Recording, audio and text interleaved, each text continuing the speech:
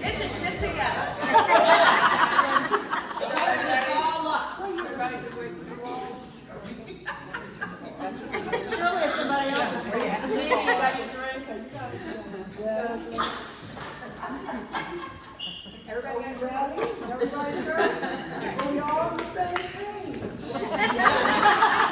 Scene 3? Is it scene 3? Oh, you guys have sat through 16 scenes.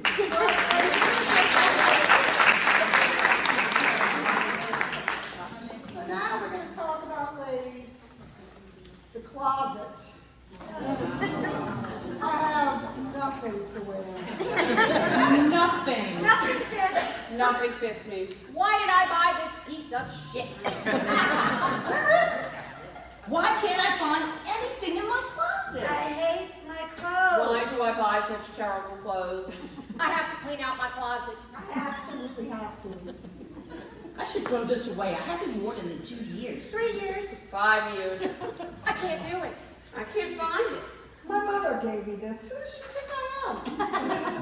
I can't find my black turtleneck sweater. Where is it?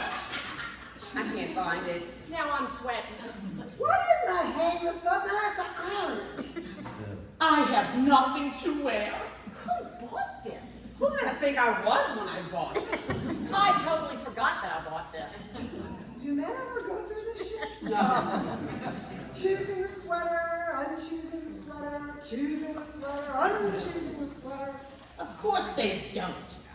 What is wrong with me? Where is it? I have nothing to I wear. have nothing to wear. I have nothing to wear. Nothing.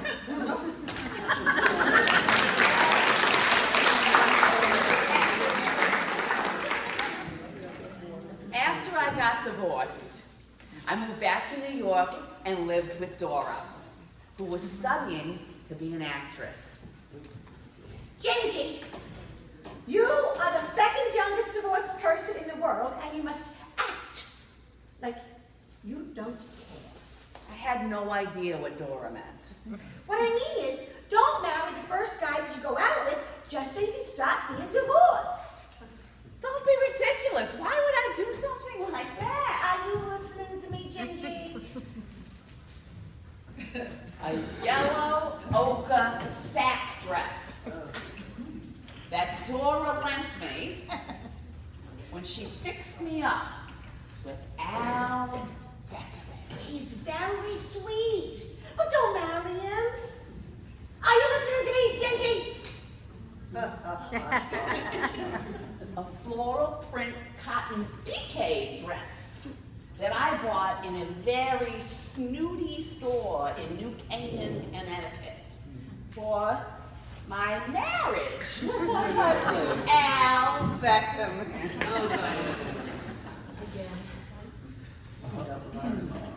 He's very sweet. He's very sweet, I said to Dora, and she said, I know he's very sweet, but are you sure? he'll take care of me. I know. But are you sure? We both want a big family. How big? A black and red print taffeta maternity dress.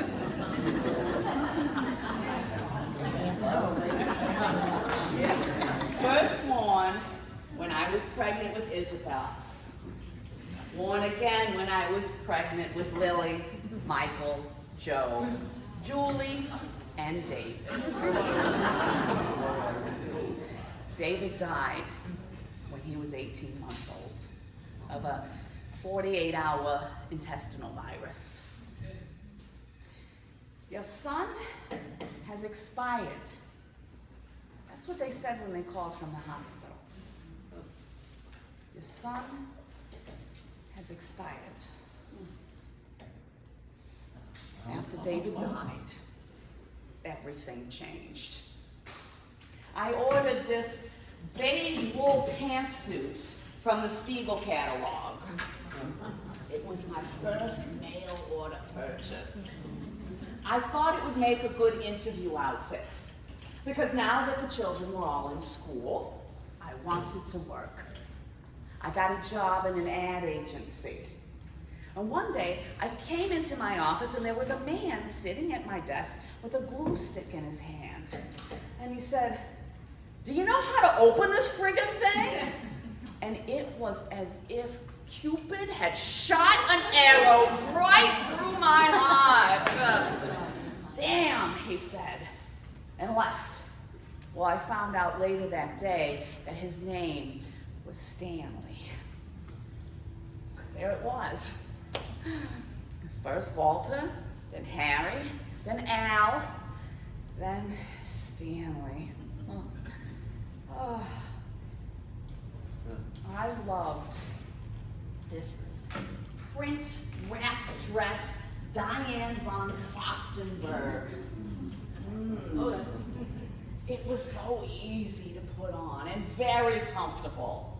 And if you gained a few pounds, it still fit. I was wearing that dress the day that I told Al that I couldn't stay married to him anymore because I had fallen in love with Stanley. It really wasn't Al's fault. Al was so sweet.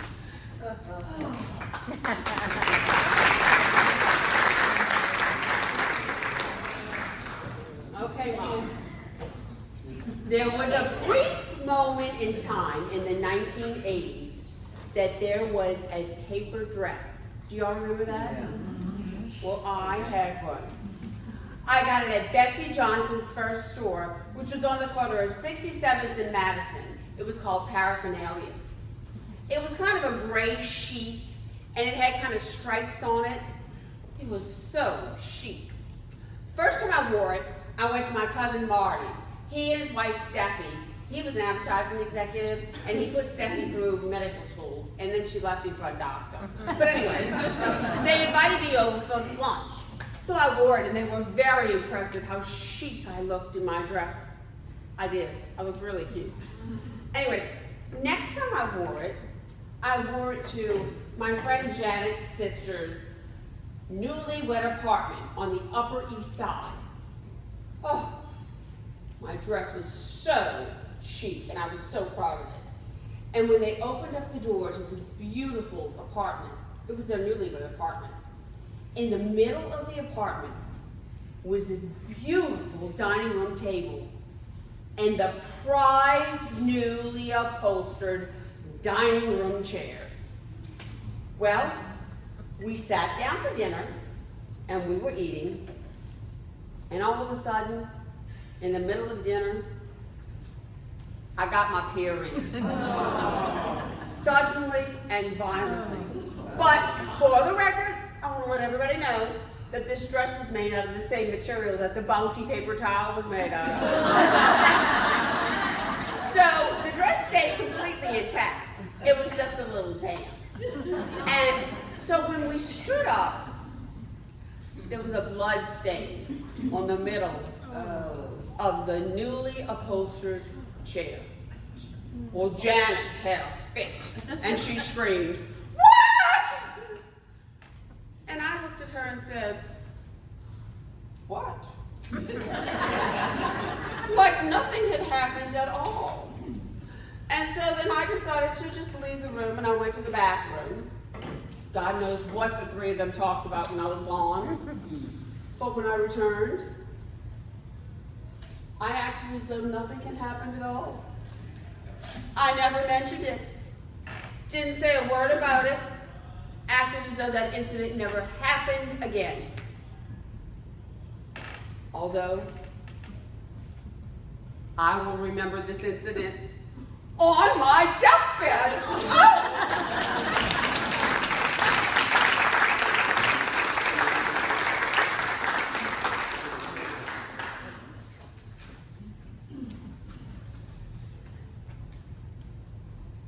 I started getting fat when I was 12. I was always thin. By the time I turned 15, I was in a size 20. Not just thin, skinny. Which would not have mattered if it had guessed. But If I ate a carrot, I gained 3 pounds. Mary, is that you in the refrigerator? Yes, Mother. Oh, look, honey, you have such a pretty face. You'd be so pretty if you just lose some weight. My mother, the most competent human being alive, but she gave up on me clothes-wise. She would send me off in a taxi to a store called Jane Ingle. I was all by myself. They kept bringing clothes to me and I tried them on. I was in this dressing room with 3 mirrors, and each mirror I looked in, I was big as a house. You know, there's never been a good time to beat that, but this was a particular time where, because of Audrey Hepburn. My shrink said, If you ever got happy, you would gain weight. and she also said, This is all because of your mother. my mother? I'm thin because of my mother? Yeah? It couldn't be my metabolism. No.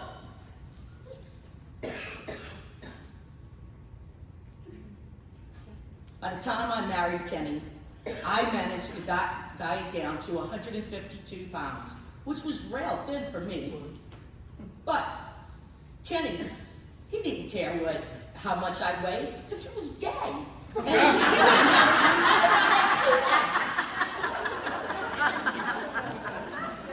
have a picture of me and my first husband together on a bench in Washington Square Park.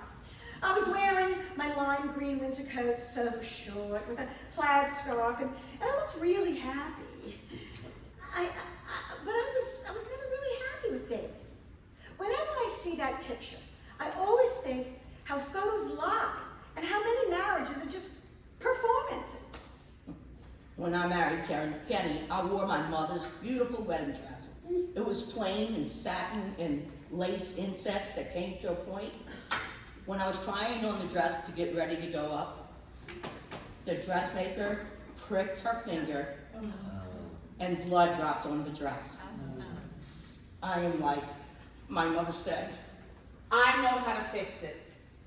and she did. After all, she's the most competent mother of all. She got an ice cube, put it on my dress, and voila, the blood stain came out. Well, my sister wore this, my older daughter wore this, but my younger daughter Jenny said, I am not wearing that bad luck dress. So we got Vera Wang as the wedding dress designer, and Jenny got divorced too. All got divorced, except for my mother. She stayed married to my daddy for 56 miserable years. After I was married to David for 3 years, I began to endlessly fantasize about tragically, miraculously losing him. Every time he was 5 minutes late, boom, automobile accident. Every time he coughed, TB. Every time we went to a party, I hoped that he would go into the kitchen and kiss one of my girlfriends and run off with her. But none of them really liked him that much. You are ambivalent. The ambivalence? I am not remotely You ambivalent. are ambivalent. You really love him. You're just too neurotic to realize it. I was neurotic, but not because I didn't love my husband. Because I was pretending to love my husband when I didn't. After 6 years, David and I split up. But not before spending an entire week talking, non-stop. We even ended up talking naked, which you might imagine meant that we were finally speaking the truth. But we did not. Why were you naked? Because we had sex. We were lying there, and my husband was telling me he wanted me to stop writing. I had hardly written anything about that. I had written one book, The Adventurous Crocheter. I remember while he was talking to me, I recited the beginning of it to myself so I wouldn't hear anything he was saying. There is no wrong way to crochet. There is no right way to crochet. There are just easier ways and there are hard ways. But there is no wrong way to crochet. So David and I got divorced, and I left my shrink. You're fired! When I married Henry, I wore my mother's navy blue suit. I looked like a 110-year-old Italian war widow. Oh, God. Hey, but I lived happily ever after. When I married Jerry, I wore a shocking pink Mexican cotton skirt and a white Mexican blouse off the shoulder. It wasn't the sort of thing that would look good on a skinny person, but I gained 5 pounds. And we all know what a big deal 5 pounds is.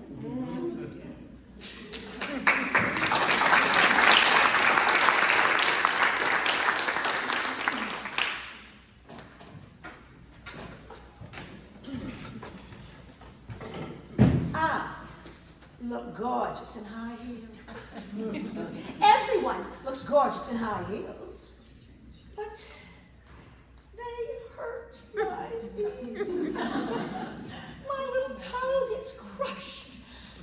I have a bunion. And I am in so much pain that I can't think. I had to choose. Heels or think? I chose think. So, I went out and I bought a pair of flats. I made a lot of mistakes. I bought a pair of turquoise blue Marc Jacobs ballet flats that the salesman talked me into because he said it gave me toe cleavage. Toe cleavage. I've never even heard of toe cleavage. But I found out very quickly that flats hurt just as much as heels.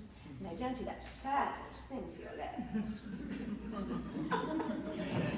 Fortunately, just about that time, I met this unbelievably stylish woman wearing, of all things, Birkenstocks. When I was in high school, I was a Doc Martens girl. Birkenstocks represented everything that I did not want to be. They were so uncool, and the girls that wore them had big, dirty toes hanging out the legs.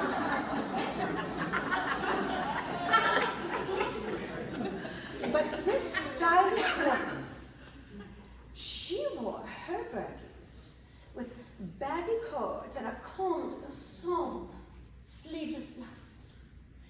It was a revelation. I realized that Birkenstocks were the coolest things a girl could wear. So, the next day, I went out and I got a pedicure and I got a pair. Dark brown, standard style. This was a statement. These are my feet. Everyone has them, okay? How cool are these? My husband did not share the same opinion. He thought that I looked like a troll from Middle Earth.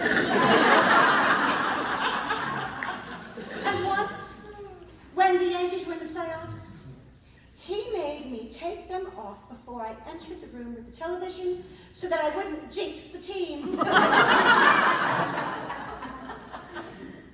After we split up, you would think that I would stick with the Birkenstocks, but oh, no.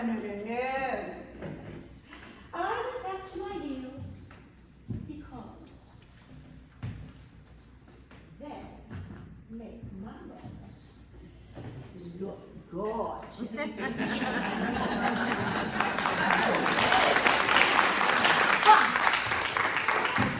they hurt my feet.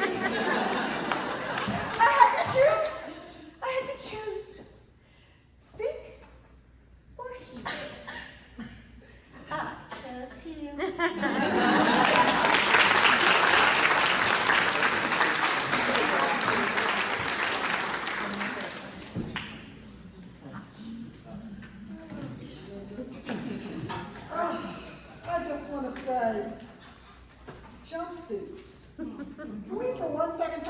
nightmare it is to go to the bathroom and you're wearing a jumpsuit? I just want to say, I personally have a rule against sleeveless turtleneck sweaters. I don't understand it. Are you hot? Are you cold? I just want to say that when you start wearing Chico's, you might as well say, I give up. Well, I just want to say,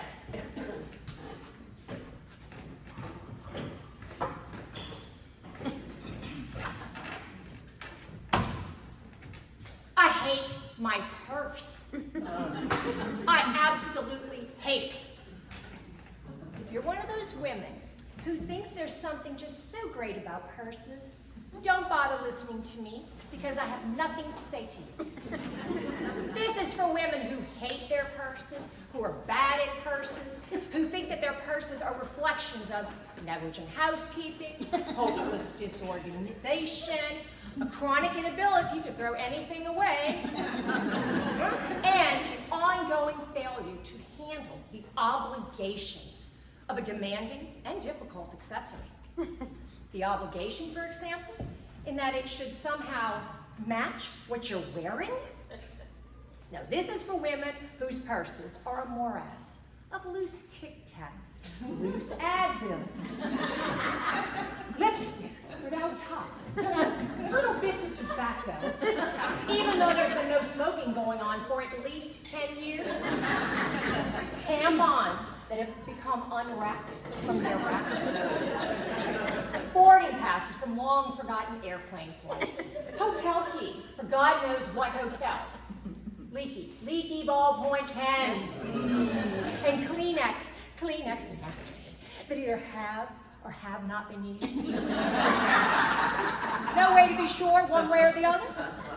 This is for those of you who understand, in short, that your purse is, in some absolutely horrible way, you. I realized years ago I was no good at purses. And for quite a while I did without one.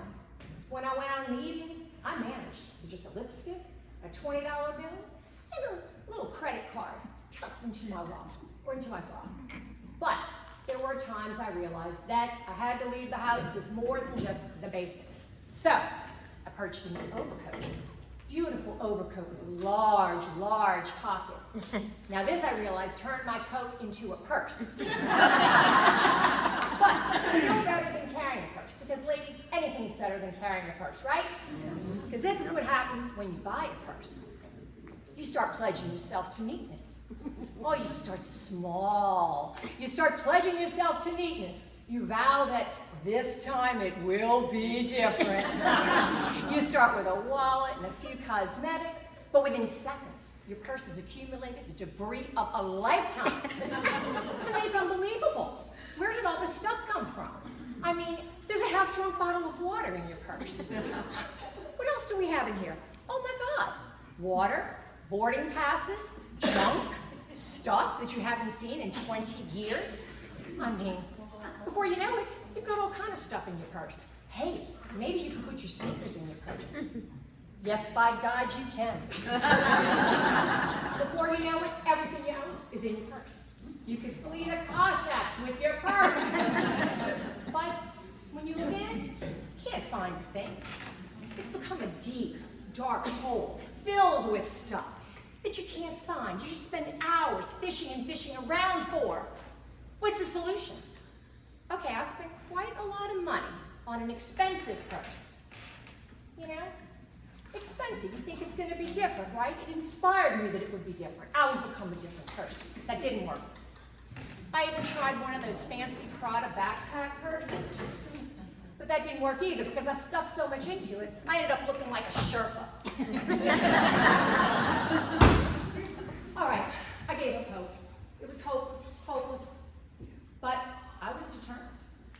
And I looked everywhere, high and low. And I finally bought a purse. It's not a purse exactly. It's a bag. But it's definitely the best bag I've ever owned. Doesn't match anything, so therefore it matches everything. It's completely waterproof. It's made of vinyl, and it's equally unattractive in all seasons of the year. It's not stylish, so it's not going to go out of style. Costs me next to nothing. So I'm never going to have to replace it anyway, because it seems to be completely indestructible. But there are times I have to admit, and ladies, you know this, the bag just doesn't work, and then I'm forced to carry a purse, one which I hate. But most everywhere I go, I've got my vinyl bag. And wherever I go, people say to me, I love that bag! Where did you get that bag? That's the greatest bag. You want to see? Yes. Where's my bag? And you will understand what I am talking about.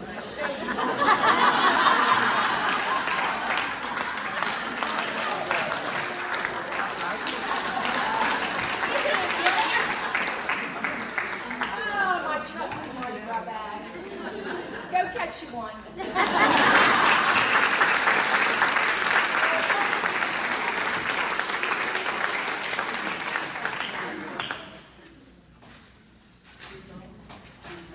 I never thought I would get married. I was not somebody who dreamed of my wedding day at a young age. I didn't have visions. I just wanted a dress I could twirl around in. But 2 months before my wedding, I saw an ad that said wedding dress sample sale. So Saturday at 11 a.m., I was standing with 40 other brides-to-be in front of a store called Brides-to-Be. They opened the doors and stampede. Everyone's yelling and screaming, 8's over here, 12's over here. Mom, where are you? And just grabbing purses and swinging and elbows jabbing. And somehow, I ended up with 15 other women in a dressing room with no curtains, stuck inside a wedding dress. When I finally took a look at myself in the mirror and I said, who's this person? I went to all the San Francisco department stores and tried on white bridal dresses with satin tops and big fancy bottoms. It was like going back to in centuries, and the layers felt fantastic. But I don't look good in white. So no. So now I'm thinking pants. Wide flowing pants, maybe in silk, although I saw parachute fabric once that was beautiful. My mom was totally involved. My mother and I were barely speaking. We went to all these boutiques where the people were just fashion freaks. And they were so excited that I was getting married and that we got so carried away, we bought this dress. It was dark green. Now, right after, we went to see the rabbi to talk about the wedding, and my mother said, try it on for Rabbi Mendelsohn. So I went to the bathroom, and at the temple, and I tried it on. I looked into the mirror, which was not easy because it was over the sink to jump up and down. But I realized then that I looked like a pine tree. I took it off and I stuffed it into the bag, and I realized this is going to be hard. This is going to be really hard. I've been dealing with my parents' homophobia since I was a young teenager. I thought they were going to get there, but when I told them I was getting married, they hit the roof. But my fiance's mother was great. Right after we told her the news, she came right over with an old plastic sandwich bag full of family rings. And she said to me, I want you to pick the ring you want to get married in. Whatever ring you want, I'd like to give it to you. I picked a plain band of rose gold that was my fiance's grandmother's. And it was made in the 1880s. It was really beautiful and magical. About this time, my mother went to a Buddhist retreat in Napa. Finally, my friend suggested we go to a tuxedo store. She called me up from the dress store in Yonkers and said, I have found your dress, I have found it, this is it. And I'm kind of laughing at my mother, and my hopes aren't really getting up, but she says, I'll be back someday. I tried on tuxedo pants, and they were slinky and sort of great. At 3 o'clock on Sunday, I get this call from my mother. I am 3 hours away. In a white frilly shirt that fit perfectly. It's me again. I'm 2 hours away. And then the saleswoman found a vest with a daisy chain pattern. Set your watch. I'm 5 minutes from the exit. Well, not daisies, just the chain part. It was interlocking circles. My mom was like bubbling over with excitement, and she took the dress off out of the box, and it was the most beautiful color. Eggplanty maroon. So, okay, I didn't look like like a bride. I But tried. I looked great. I tried it on, and it was amazing. My mother literally starts screaming and running around in circles. She's so excited about the dress, and she's so excited that she's the one that found it. And I was so excited because I looked so beautiful. I just felt completely at peace. A few days later, my fiance's mom came over and we tried on our outfits, and she said we needed to go together, match a little bit more. So she bought me these button covers, and they were buttons for my vest in an eggplanty maroon. I, Lisa, take the Amanda to be my partner for life, to love, to honor, be faithful to through good times and bad. And I, Amanda, take thee, Lisa, to be my partner for life, to love, honor, be faithful through good times and bad, as long as we both shall live. My mother kept saying that, really. Why they have to do this? I could hear my mom sniffling right through the ceremony. She even said it to Amanda's mom. Right, they have to do this. And my mom said, to honor their relationship.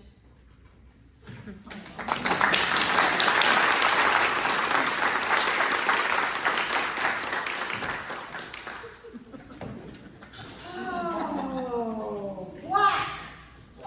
Black. Black.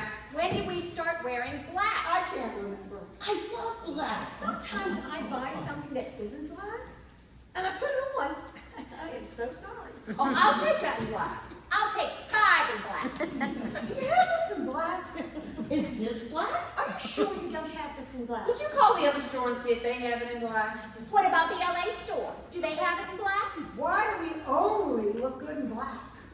I went to the store the other day and a saleswoman showed me a black sweater. I said, I cannot buy another black sweater. You bought it, I bought it. I feel sorry for people who live in places like Phoenix and Dallas because people there, they wear things that are like pink. What about all those women senators in those red suits? Or these royal blue suits. turquoise. Coral. Magenta. What's wrong with them?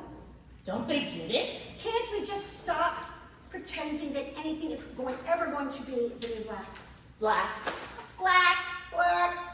Black. Once you go black, you can never go.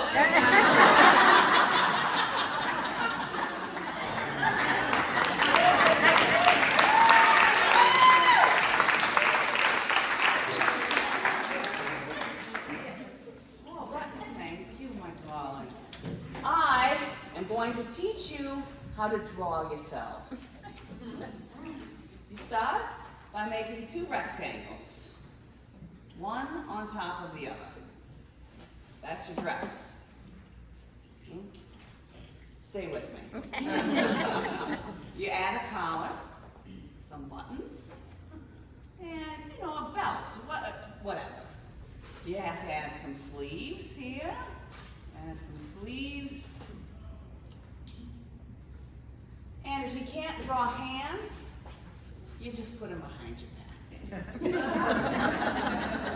You make an egg for a head, and 2 lines, and you got a neck like a swan. Oh. Can't draw eyes? Close them. An L for a nose, a W for a mouth, and curly or straight hair, whatever. You need 3 lines for legs, and then, whatever for shoes there. All right. Now, this dress that I'm wearing has a jacket and lacy sleeves. So you draw your jacket here, like that, and you're gonna wanna ink that in. So you got your lacy sleeves here, and there it is. Adorable. Yeah.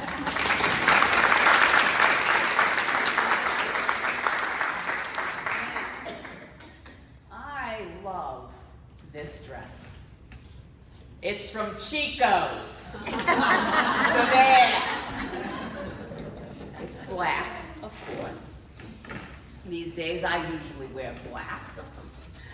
Oh, black is always chic. And they say that black makes fashion choices so much easier. But who are we kidding? There are no fashion choices after a certain age. I have to wear long sleeves because my arms have gone to hell. And my neck, oh my God, my neck. I have to wind scarves around it, and some days I look like Katharine Hepburn on Golden Pond. I used to rely on a little cleavage as some fallback. Now my cleavage looks like a peach pit. Someone told me that I could get Botox in my peach pits. But there's so many other parts of me that need Botox that my peach pit's gonna have to get lined. My waist, my waist is a faint, distant memory. If I find myself in a department store, it's like wandering through the desert.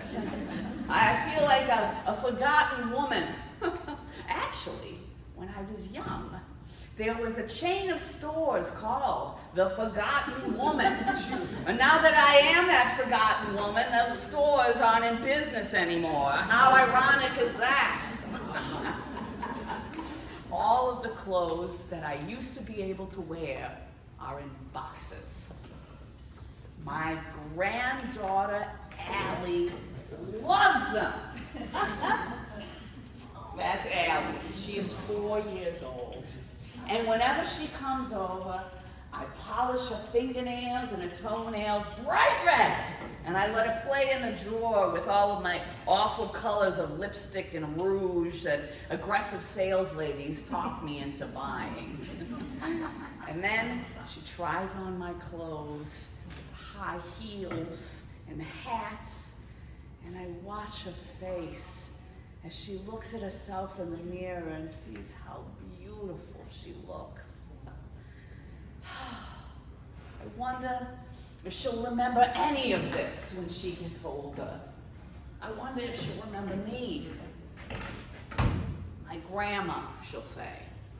My grandma's name was Gingy, and she wore completely shapeless black things. Recently, Allie told me that her favorite color is pink.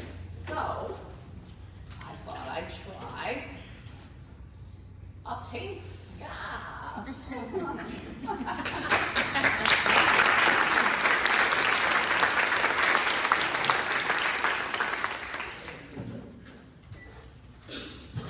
I come to the doctor's from work. I was wearing my blue navy suit and red lipstick. I always wore my red lipstick. Even after my surgery, my lipstick was on perfectly. The nurses were amazed. They said, "What kind of lipstick is that?" And I said, "It's Red Scarlet by Aveda." Anyway, the next day the doctor came in to give me my diagnosis, and she said, You have advanced stage invasive ductile carcinoma. I looked over at my brother who had come with me for moral support. He was wearing these Levi jeans and a gray beetle neck sweater, and I said, "I can't die. I can't leave my brother. I mean, he still needs me." There was a woman who had breast cancer who told me this advice. Whenever you go to the hospital, look fabulous. They can be mean to you, then rob you of your identity and your dignity. Put on an important piece of jewelry and always look your best. My mother had given me this white smocked robe. It was short, and it was very, very glamorous. It was much more spa-like than surgical. But on the day that I was going to see my mastectomy room for the first time, I wore that robe. And I took that woman's advice, and I wore some rhinestone earrings. The plastic surgeon came in, and I was going to see my mastectomy room for the first time. And I thought, okay, before this, I always had A- breast. But since I was gonna have reconstruction, why not go for it? So when the plastic surgeon came in, she said, okay, let's discuss what size you want. And I said, Baywatch. And she said, oh, no. I don't think the frame's right for that big of breast. How's about a B? And I said, no, I want a C. And she said, well, let's negotiate. What about a B plus? No, a C. Anyway, the day before my reconstruction surgery, my friend Meredith sent me over this beautiful gift. It was in this white box with white tissue paper and pretty little bows over it. And when I opened it up, inside that box was a white lace demi-cup push-up bra with underwire. I had never worn an underwire bra before. I was amazed. It was beautiful.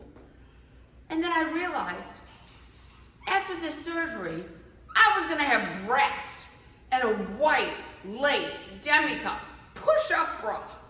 Oh. The day of my surgery, my surgeon came into the operating room.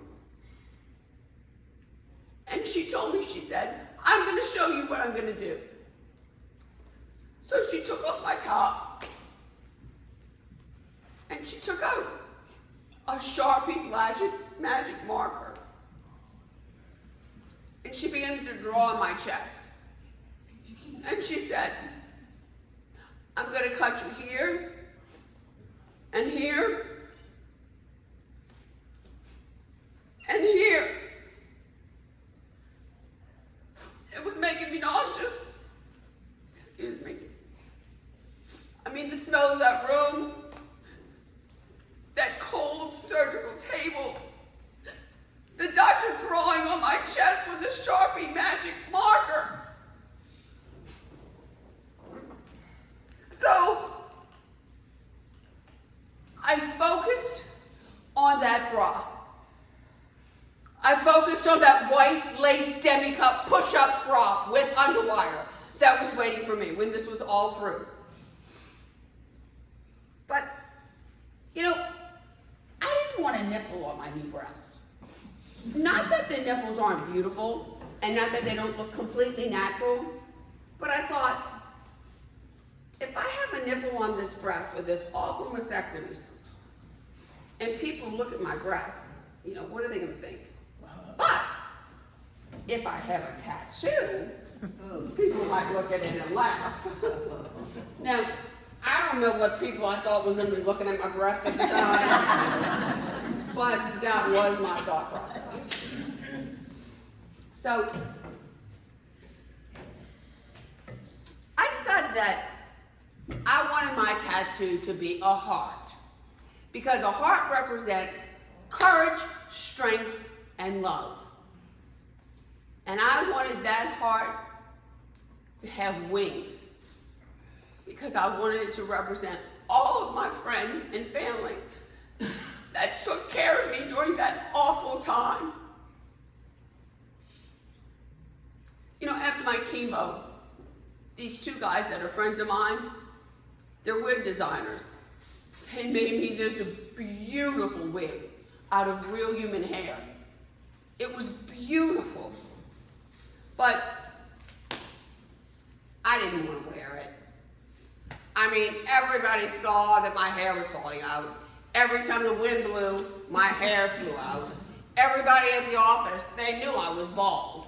So I decided that I was going to wear baseball caps, backwards. I had a black velvet, I had a brown velour, but this one was my favorite. My Aunt Honey had given it to me. Now, I take these baseball caps and I give them out to women who are going through chemo. And I always ask for them back though, because I want to give them out again and again to other women so that they can wear them. Because I look at them as magic hats. A good luck thing, you know. You see, when you're diagnosed with cancer, the kind of cancer that I had, when you're 27 years old, no one thinks that you're gonna live. But I did.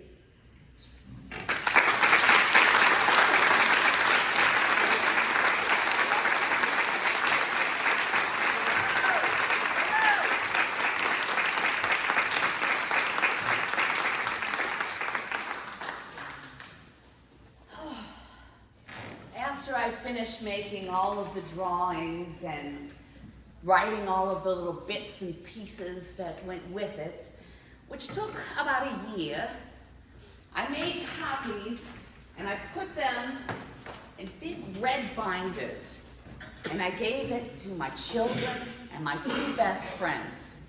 Oh, I was so happy. You have no idea. It was the story of my life. And my mother was in it, and my grandmother and my Aunt Babby. It was as if they were still alive. They were acknowledged. Because when my sister dies, no one but me will know who they are. I was done. I had managed to say all of the things to my children that you don't have time to say. I wanted them to know that I wasn't always their mother. I was a girl. I had best friends. We did stupid things together. Once Dora and I rode a bus together, eating dog biscuits so people would look at us. I wanted them to know.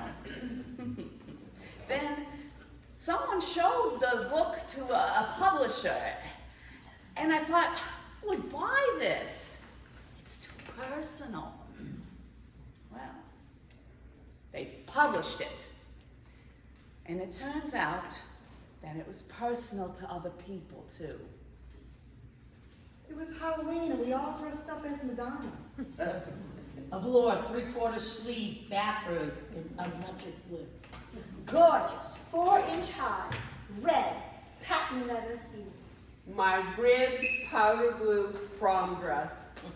Olive green leather boots that came up above my knees. The paper dress. My vinyl bag. My favorite shirt.